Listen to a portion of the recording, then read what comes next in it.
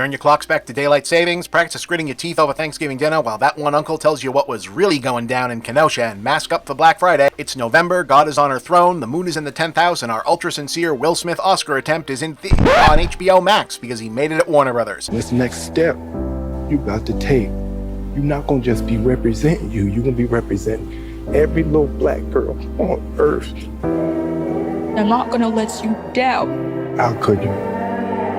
This year's model is Kingrichard, a story about the pre-professional rise of the Williams sisters to tennis superstardom in the early to mid-1990s, which answers the previously burning question of how will Hollywood tell Venus and Serena's story given the film industry's long history of coming up short, centering the unique personal narratives of female athletes in general and black women especially, and the equally well-documented issues both sisters face within the culture of their own sport, being openly hesitant to acknowledge its greatest ever champions had arrived from entirely outside its traditionally preferred aesthetic of representation, with calling a time out on that for now and instead making them supporting players in a much more conventional sports movie narrative, one where the sport isn't tennis, but rather tennis coaching, and with their infamously over-the-top, omnipresent father Richard as the Rocky Balboa-esque Hollywood-ready male hero at its center. Beyond the cynicism, it does make a certain amount of sense. Athletes who are so completely dominant in their own sport as to effectively show up, win until there's no more winning to do, and retire doesn't exactly hand the filmmakers a dramatic three-act structure, and the story sports writers kept hoping to emerge, a melodramatic rivalry between the sisters themselves, open acknowledgement of the obvious racism in the business side of the sport itself, never really materialized in the movie-ready form from the athletes in real life, so by contrast exploring, hey, just what the hell was going on with Dad back in the beginning when, for those too young to recall, his braggadocious media quotes, unusual management decisions for the family business, and ability to find a camera and get on it occasionally felt like the performance of a pro wrestling manager transposed into an actual sport. Okay, feels like there's at least a movie there. And yes, nobody needs to be reminded at this point of Smith's specific interest in stories of complicated black fathers making or not making difficult decisions about the betterment of their families and particularly child rearing. It's not hard to see which scenes in the film or stories from the real Richard Williams biography drew him to the project, the outline of which, in tandem with Smith's performance, narrowly focuses on a conception of Williams as a sly huckster with the body language of the Terminator, powering his way through practiced fast talk and confidence routines as though he already expects the con to fail and has moved on to pushing his way through the door anyway. It's at first off-putting but quickly proven necessary decision. The film demonstrating that the only way any of this is going to work is if it doesn't try to dispute that its hero can be a bit on the obnoxious side even with his best intentions. I think you might just have the next Michael Jordan. Oh no, brother man,